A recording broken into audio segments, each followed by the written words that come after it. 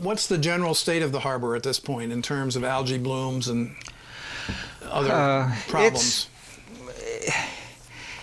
We haven't had problematic. We have this cochleidinium bloom going on right now. We don't have what we had last year, which was a bloom of the blue-green algae, a little so-called Lingbia, which made these black mats all over the bottom. However, that did seem to kill off a high percentage of the eelgrass in our harbor. So if we have another one like that, you could really wind up killing a lot of the habitat in the harbor. So, and we don't know what causes that. Well, we do know it's excess nutrients. When we have extra nitrogen in the water, fertilizer runoff, nitrogen running through septic systems, especially ones that are seasonal, it just builds up in the water. So, and that's why it's so important to follow the rules on septic systems and on fertilizer. And on fertilizers, yes.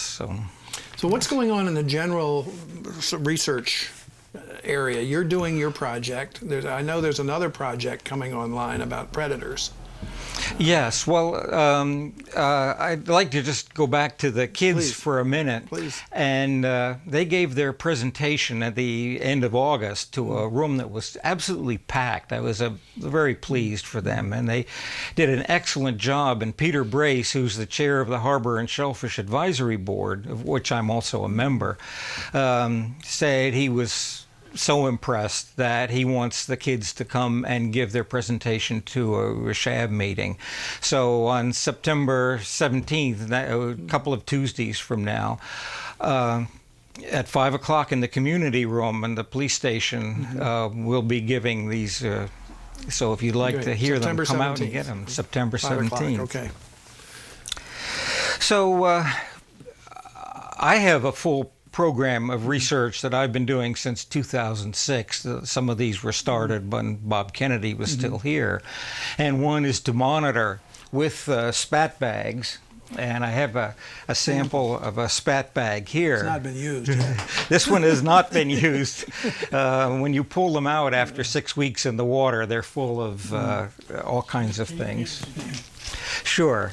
This is a spat bag. It is a mesh bag with a piece of plastic inside it, like again, a plastic mesh. a larger plastic mesh. Can I get it out? Sure. And this is the kind of thing that people everywhere around the world use to collect shellfish larvae. So we put these out, and that measures the samples, the timing, and the amount of the spawn of the scallop every year. And we're just finding a tremendous year-to-year variation. And the question now is, okay, so what causes the variation? Is there anything we can do to make things a little more regular, to ensure that we have, a continuous set of scallops in the harbor population?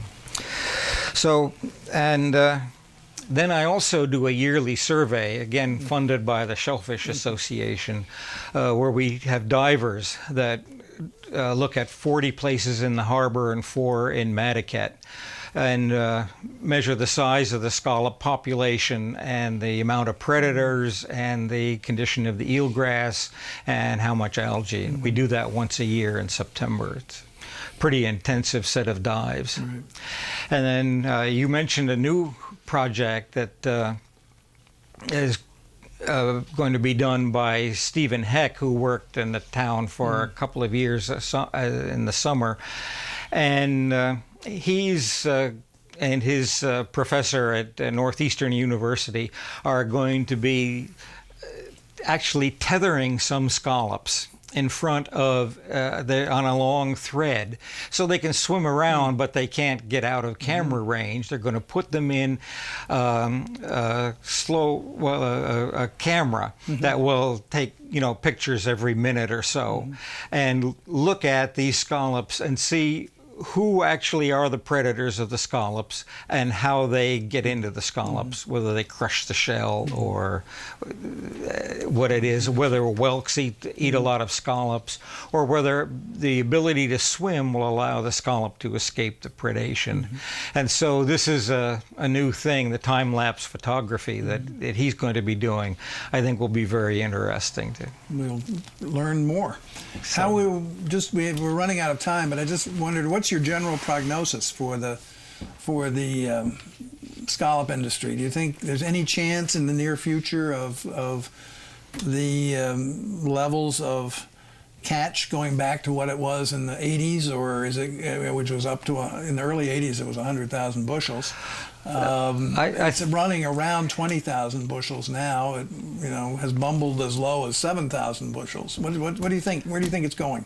Well, over the decade of the 90s, and they were averaging around 10,000 bushels. So the 20 we're averaging now is already a 50% increase, and I think we can 100% increase, or 100%. Yes, we can lay that at Tara's doorstep.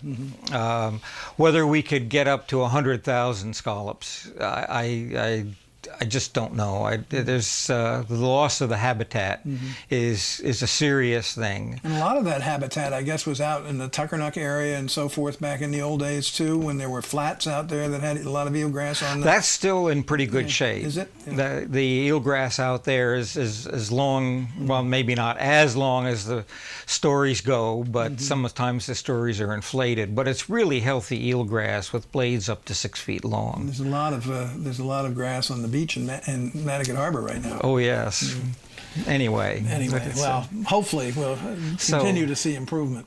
So I think the thing that was a great summer with the kids, and they learned things like how to drive a boat and the rules of the road and boat safety and knot tying, as well as a little bit of research like how to dissect a scallop and things like that are perhaps less generally useful.